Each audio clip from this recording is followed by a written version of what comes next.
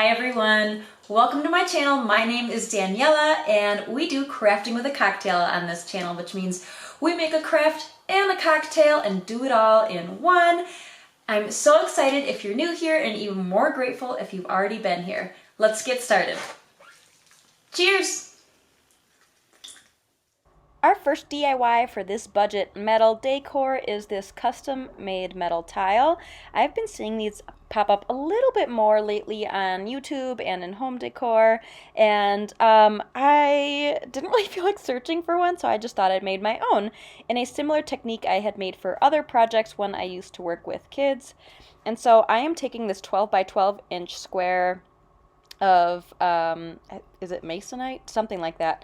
And I just buy a giant one of these at Home Depot, and then they just cut it for you right there. So you get either 6 or 8 squares of these for like, I think $4 total. So it's really, really budget friendly.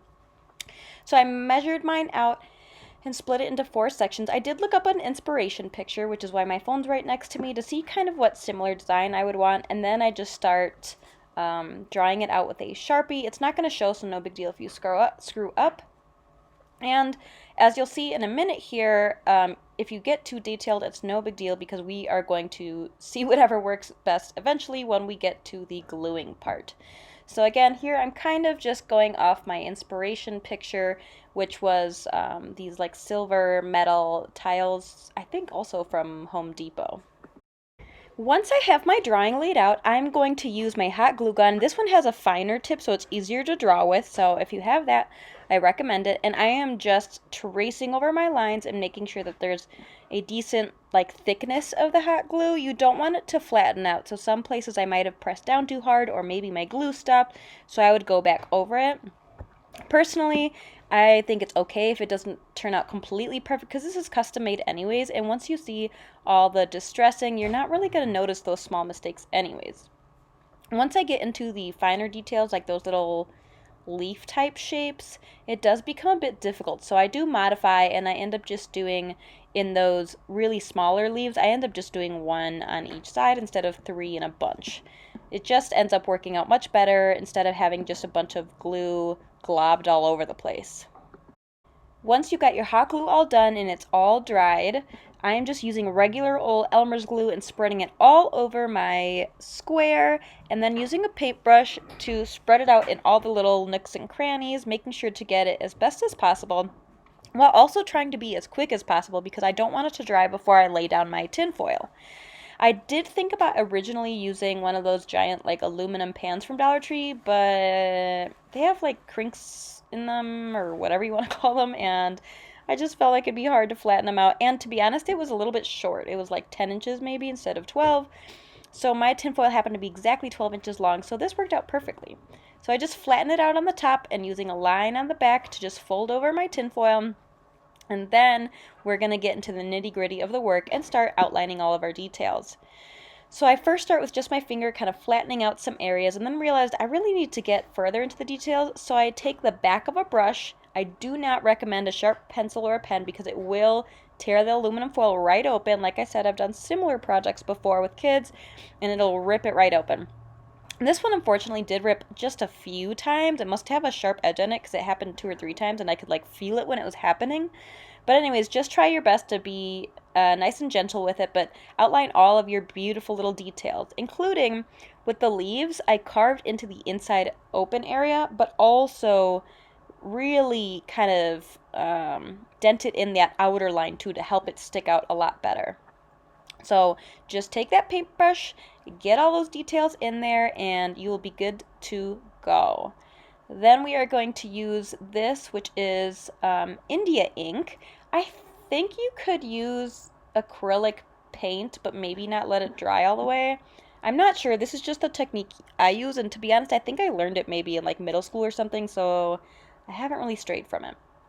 India ink goes a long way, so you really only need a little bit of it. So I just poured some on there, and I'm brushing it all over the place, and even the bit I used might have been too much because it was pretty liquidy. So just use a little bit. You can find India ink at Michael's for sure, definitely art stores. I'm not sure about places like Walmart.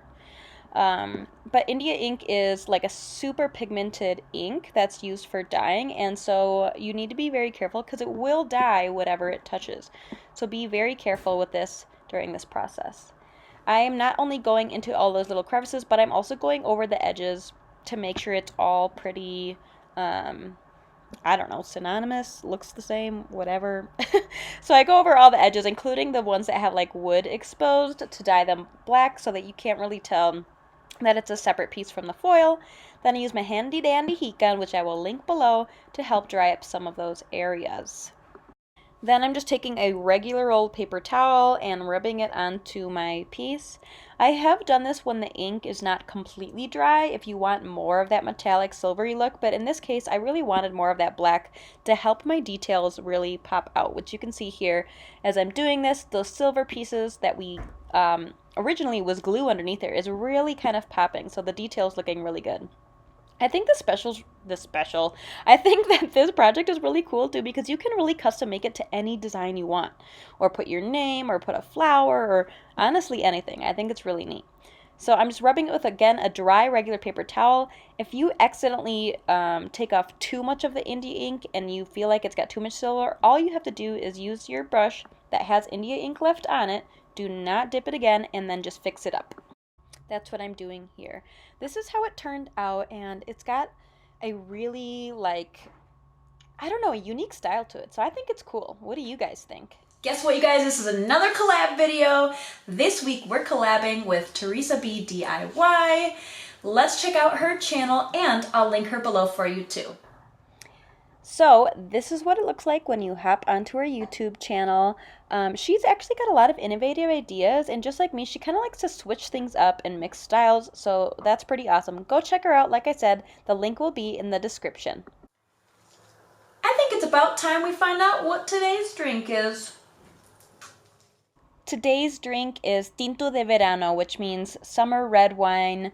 It's a typical Spaniard drink that actually I learned from my friends Sheila and Stein, who studied in Spain abroad during college, which I think is really awesome.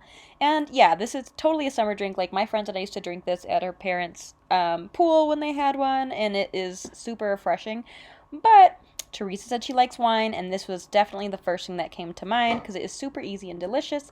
It's 3/4 of a glass of wine, some ice, top it off with Sprite, and a couple slices of lemon, and that's it. Give it a good mix, and you are good to go.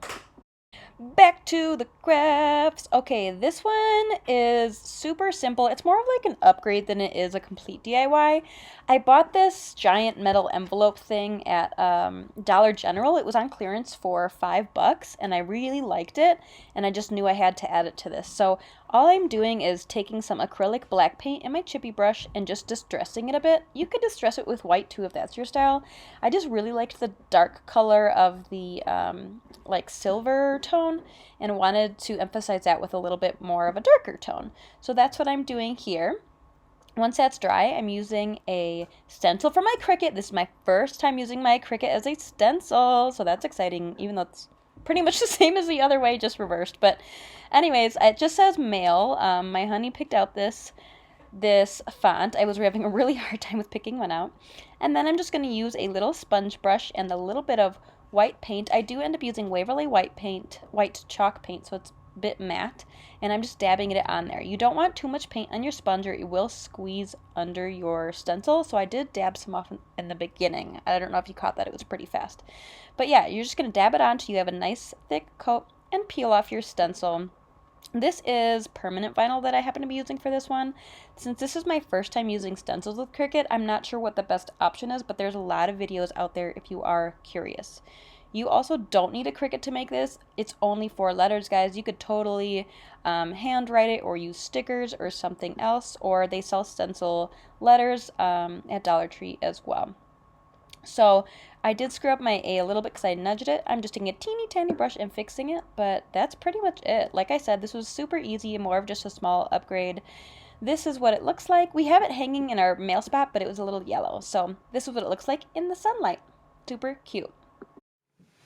Okay, last time I'm popping in, I promise. Just wanted to say, hey, if you like me, my videos, my DIYs, my crafts, whatever, don't forget to hit that subscribe button below. Thanks, guys.